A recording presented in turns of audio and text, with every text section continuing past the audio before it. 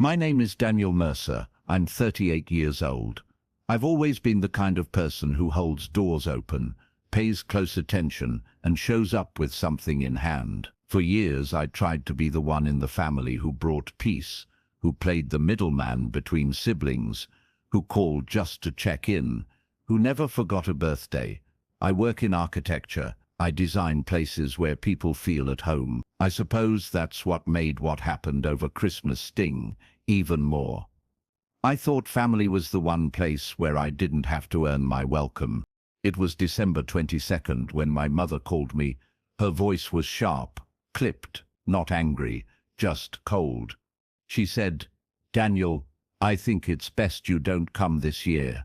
Things have been tense, and I don't want drama at the table." That was it. No explanation, no opening for discussion. I remember standing there with the wrapped gifts in my hands, the ribbons still dangling. I stared at the phone like I had misheard her. I hadn't. I simply said, "All right, Mom, take care." Then I hung up and put the gifts in the back seat of my car. I didn't call back. I didn't ask why. I didn't try to convince her. I just got in the car and drove the long stretch back to my apartment. My place was quiet, no tree, no lights, just the hum of the refrigerator and the silence you start to hear when someone you love erases your name from the invitation. I spent that evening watching snow fall outside the window while the gifts sat unopened on the kitchen counter. I didn't cry. I didn't rant. I just sat with it, let it settle. 2 days later, I woke up and rolled over to check my phone. 18 missed calls, 6 from my sister, 9 from Mom, 3 from my uncle. My stomach didn't sink. I just stared. A part of me expected this. Another part knew this was the moment everything was about to shift, and it wouldn't be me doing the shifting. It would be them realizing I wasn't who they thought I was anymore. What they didn't know was that this wasn't the first time I'd been quietly pushed out. For years I'd felt it, subtle exclusions, conversations that died when I entered the room, family decisions made without me. But this was different. This was clear. This was spoken out loud, and once something is said, it can't be unsaid. That gave me power, a strange, unexpected kind of freedom. I didn't return their calls, not immediately. I just let them sit with the silence they'd once handed me so easily. And while they dialed and texted, I started thinking. Not with anger, not with vengeance, but with clarity. It was time to stop trying to earn a seat at a table that was built without me in mind. And that thought, quiet, steady, and sharp, was the beginning of everything. I didn't grow up in a family that yelled. We specialized in silence, the kind that hums just beneath the surface of politeness. You could be bleeding inside, and no one would ask why you're quiet. As long as the dishes were done and the living room looked nice, no one looked too closely. That's how I was raised. So when my mother told me not to come for Christmas, I recognized the tone. It wasn't out of character. It was the final expression of something that had been building in shadows for years. My sister, Lauren, used to be my closest ally. We were only 2 years apart. But somewhere along the line, she became the mirror my mother admired most. She'd pick up my mom's phrases, her tastes, her opinions, and wear them like armor. And when I started becoming more myself, quietly successful, emotionally distant from their judgments, I noticed how they spoke about me. Like I was drifting, like I wasn't trying hard enough to belong, like I should be doing more for them, even when I wasn't asked. I remember Thanksgiving the year before. Everyone was sitting around the table, laughing.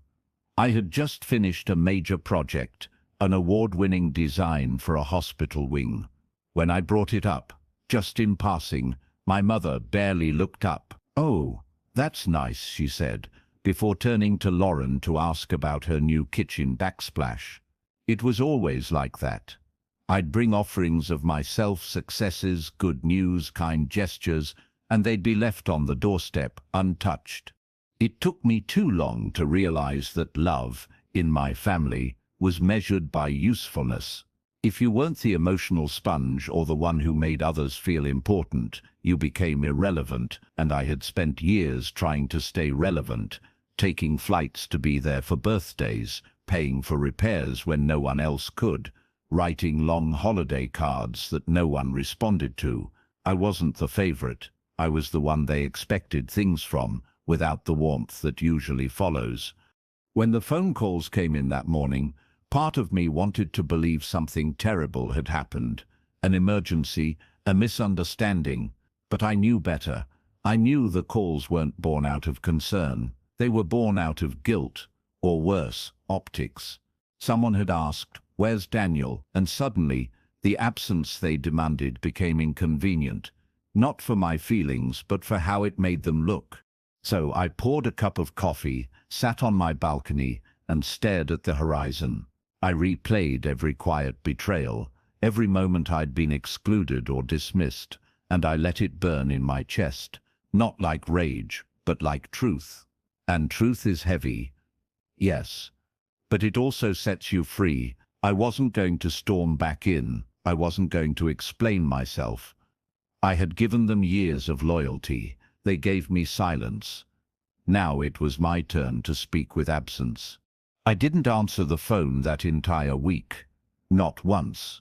The messages kept piling up, voicemails filled with artificial concern, texts that started with "please just call back" and ended with "we're worried about you."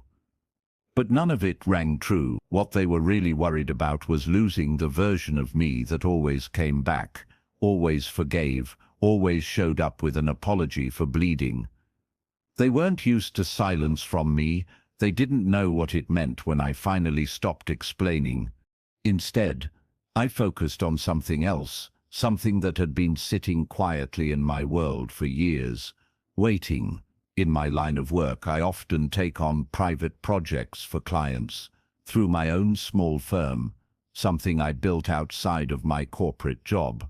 What most of my family didn't know was that my mother's neighborhood, the very one where she lived in the house I grew up in, was under review for a massive redevelopment proposal, and I had been working closely with the firm submitting bids for the lead design.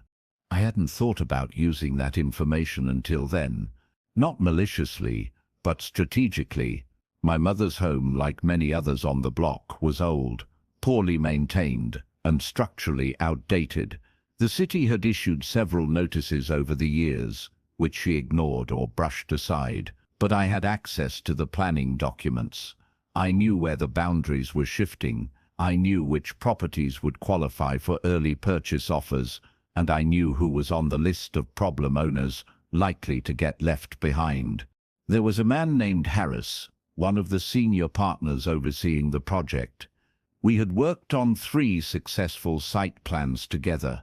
He respected my judgment, and when I casually mentioned a few names, owners who had a history of delaying projects, ignoring permits, or complicating logistics, he listened.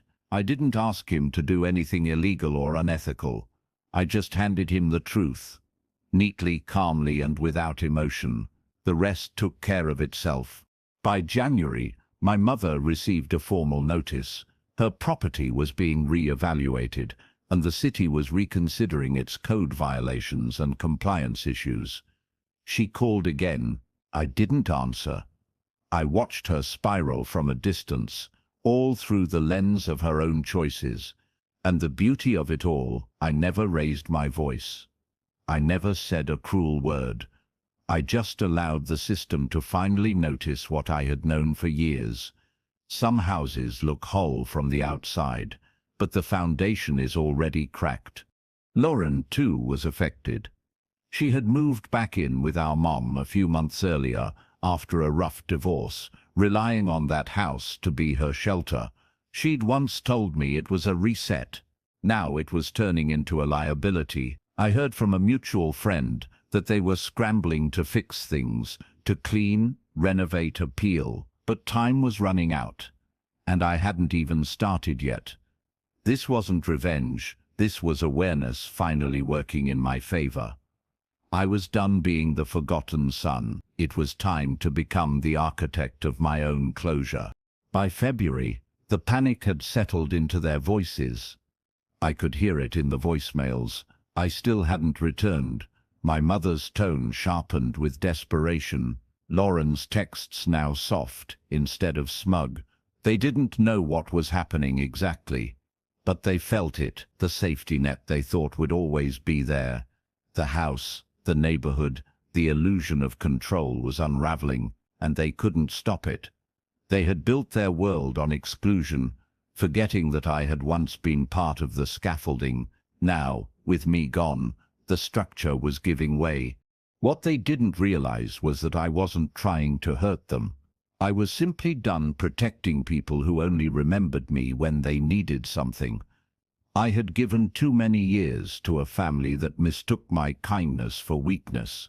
So I stopped trying to be palatable. I stopped softening my edges for people who only valued me when I was bending. And in that stillness, I found something stronger than revenge: indifference.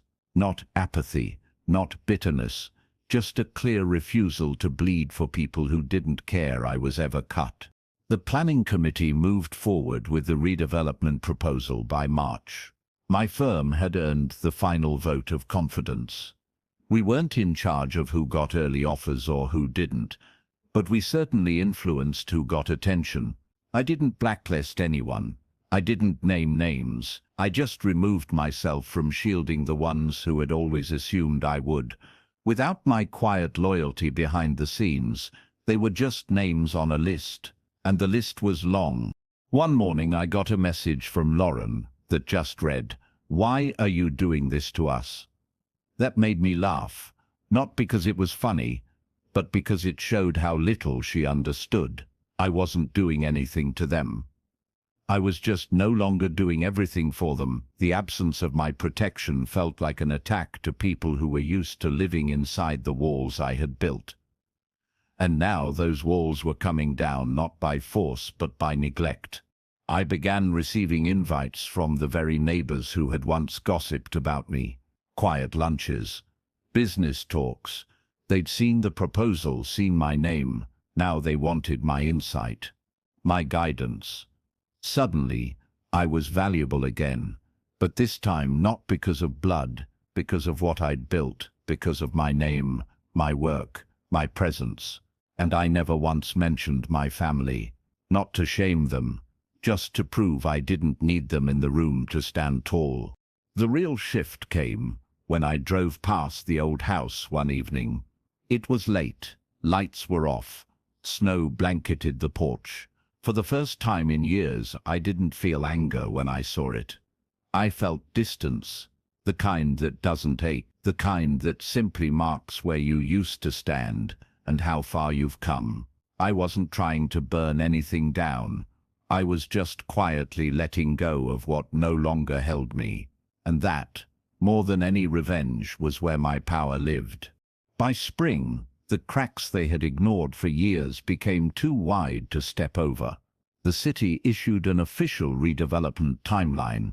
Properties flagged for non-compliance were being prioritized for clearance. My mother's house, once the symbol of her quiet control, was now a blinking red mark on that map. I knew the notice had arrived the day the calls stopped. For weeks I heard nothing. No voicemails, no texts, just a strange, peaceful silence. That's when I knew they had finally connected the dots, not through confrontation, but through consequence. I hadn't planned to hurt them. I had planned to walk away with dignity. But life has a way of balancing scales without your permission. When you stop holding up someone else's roof, they either learn to rebuild or it collapses. And my mother, who had built an empire on emotional distance and conditional love, was now learning what it meant to be on the other side of absence. The difference was, I didn't enjoy watching it. I simply accepted it. There's a certain sorrow in watching people fall even when they pushed you to the edge first. I received a letter, not an email, not a text. A letter, handwritten. From my mother. It was short, apologetic in the only way she knew how. I never realized how far we had drifted. I hope you're well. I'm sorry, Daniel. No explanations, no elaboration. Just an echo of a woman who had spent years pretending silence was love.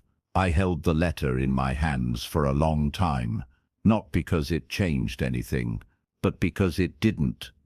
Sometimes closure doesn't arrive as a door swinging open, it's just a window you stop waiting to see through. I didn't write back. I didn't need to. Forgiveness had already happened quietly, without announcement. But trust, that's different. That has to be rebuilt from the ground up. And I was no longer a willing laborer on construction sites where my name had been scratched off the blueprint. I was designing my own home now, emotionally, mentally, spiritually, one where peace didn't need to be begged for, and love wasn't handed out like a monthly allowance for obedience. Word eventually reached me through mutual friends that the house was being sold under pressure, not by choice, by necessity. It was a quiet exit. No big family announcement, just a listing on a site with too many pictures and not enough warmth. I didn't celebrate. I didn't even share the news with anyone. But inside I felt something settle. The chapter had closed itself in its own time, on its own terms. The most powerful revenge is becoming someone they can no longer reach. Not out of cruelty, but out of growth. I didn't slam any doors. I simply walked through a better one, and when it closed behind me, it didn't echo, it whispered. Peace sounds like that when it finally arrives. Summer came quietly. The kind of summer that doesn't announce itself with fireworks or fanfare, but with long golden evenings and air that feels forgiving. I had moved into a new space, smaller, simpler, full of light. No reminders of old conversations. No pictures I kept out of guilt, just rooms filled with choices I made for myself. I had built a life that no one could take away from me, because this time I wasn't asking for permission to belong in it. I never told anyone the full story, not even my closest friends. Some things are too sacred to be used for sympathy. I didn't need them to say, "You were right." I needed to prove to myself that I could walk away without becoming bitter, that I could lose a version of family and still not lose my softness, that I could rebuild alone not out of spite, but out of honor. And every day that passed without their voices in my head was a day I felt stronger in my skin. I ran into Lauren one afternoon at a bookstore. She looked tired, smaller somehow. We made eye contact for a brief moment. She opened her mouth, then closed it. I gave a polite nod and walked on. No words, no scene. Just the understanding between two people who used to be something else. I didn't carry her with me that day. I left her on that aisle with the fiction books and the past. Because forgiveness doesn't always mean reconnection. Sometimes it just means you no longer flinch at the memory. That Christmas, I lit a single candle in my apartment. No tree, no carols, just quiet. I made myself dinner, poured a glass of wine, and watched the snow fall outside. I felt no ache, no longing, just calm. I had finally understood the difference between loneliness and solitude. One begs for someone to fill the silence. The other turns the silence into a symphony. And that night the stillness wasn't empty. It was full of everything I had reclaimed. I didn't need them to see how well I was doing. I didn't need applause or closure or an apology that fixed everything. I had written my own ending, one without revenge, but with restoration. One where the pain didn't define me, it refined me. And in a world full of noise, I had chosen the quiet power of walking away with grace. That is what true control looks like. So, if you ever find yourself uninvited, unwanted, underestimated, don't beg for entry. Don't lower your voice to fit the room. Leave quietly, rebuild beautifully, and when they finally notice your absence, let them find nothing but peace in your silence. because sometimes the loudest thing you'll ever say is nothing at all. There's a strange kind of freedom in being forgotten. Not in the tragic sense, but in the quiet realization that you no longer orbit around people who once dictated your self-worth. As the months passed, I stopped wondering if they thought about me. I stopped imagining what conversations I was missing. I stopped assigning meaning to their silence, because my life no longer revolved around being included. It revolved around being whole. I began to travel, nothing extravagant, just weekends away to places I'd always postponed. Mountains, coasts, small towns with bookstores and people who didn't know my last name. And in those places, I felt something I hadn't felt in years. Curiosity, not the kind that needs answers, but the kind that feels like fresh air after years of breathing obligation. Every time I left a city, I left a little more of the past behind. Piece by piece, I became new. Professionally, things flourished. My name began circulating in rooms I hadn't even entered. My designs were being talked about, not as Mom's son or Lauren's brother, but as Daniel Mercer, the architect. My inbox filled with opportunities, not requests for help. No one knew about the family that once saw me as an afterthought. They only saw the man who had built something unshakable out of silence. That's how I knew I had finally stepped out of the shadow. I received a message from my uncle one day, a long, rambling apology. He said he regretted never standing up for me, that he'd always known something wasn't right, but didn't want to rock the boat. He said, "You were the quiet one. We should have asked more questions." I didn't respond, not because I was angry, but because I didn't need anything from him anymore. Sometimes closure isn't a conversation. It's just knowing you'd never allow that version of yourself to exist again. I started mentoring young architects, people who were just beginning, who reminded me of myself before I stopped trying to be liked. I told them the truth, that talent is only half the battle, that knowing your worth will often feel like defiance to people who benefit from your doubt. I told them to build lives that couldn't be torn down by the opinions of small people, and every time I said it, I knew I was talking to myself just a few years too late. There's no ceremony for this kind of growth. No applause, no grand moment where the world says, "You did it," but you feel it in your posture, in your peace, in the way you no longer explain your joy. That's what I carried into each day. Not revenge, not bitterness, but the quiet dignity of someone who walked away and never looked back. One morning in late autumn, I received an invitation addressed by hand, soft cursive on cream paper. It was from Lauren. A wedding. Small, coastal. She was getting remarried. The message inside was polite, almost formal. "I would love for you to be there, if you feel ready." There was no mention of the past, no apology, no reaching back.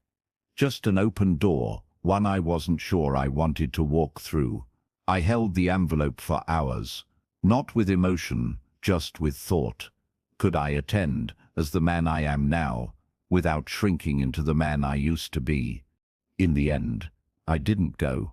Not out of resentment, but because sometimes healing means honoring your own peace more than proving you've moved on. I sent her a simple card, congratulatory, warm, final. I wished her love. That was enough. I didn't need to be in the photo. I didn't need a seat at the table. My absence wasn't a statement. It was a boundary, and that's something I wish I'd learned years earlier. Walking away doesn't make you cold, it makes you free. A few weeks later, I found myself at the edge of a lake I used to visit as a teenager. Back then, it was my hiding place. Now, it felt like a monument to who I had become. I stood at the shoreline as the wind picked up and thought about how far I'd come, not in miles, but in self-respect. The boy who once asked, "What did I do wrong?" had become a man who no longer needed to ask. That lake had held my questions once. Now it reflected my answers.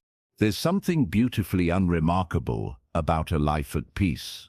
No high drama, no shouting matches, just steady mornings, clean decisions, relationships built on truth. I had started dating again, not in desperation, but with discernment. I no longer chased chemistry that felt like chaos. I looked for kindness, consistency, and in doing so, I found something rare. I liked who I was alone, which meant I'd never settle for being half myself just to feel temporary warmth again. I don't know if my mother ever truly understood what she lost. Maybe that's not the point. Maybe healing isn't about making them see. Maybe it's about seeing yourself clearly, finally, without their fog. I kept her letter tucked in a box, not as a wound, but as proof that I was once invisible in my own family, and I made myself undeniable without ever raising my voice. So if you're reading this or hearing this, and you feel like the outsider in your own home, listen closely. You are not broken. You are not wrong. You are simply outgrowing the room they tried to keep you small in. Walk out. Walk slow. Walk proud. And don't be afraid when the silence follows. It means you've finally arrived in a life where peace doesn't have to be earned. There came a point where I stopped keeping track of the dates. No more anniversaries of that phone call. No more mental milestones of when I was excluded. That memory, once sharp as glass, had softened. It no longer cut when I touched it. It simply existed, like an old scar you forget about until the light hits it just right. I didn't erase what happened. I just stopped giving it the power to shape who I would become next. A former colleague asked me over lunch, "Do you ever wish things had gone differently with your family?" I paused. It wasn't the kind of question you answer quickly. Finally, I said, I used to. I used to wish they'd seen me sooner, loved me better. But now, I'm glad it happened the way it did. It gave me clarity. It gave me the blueprint for what not to tolerate again. And it was true. Sometimes you don't heal by rewriting the past.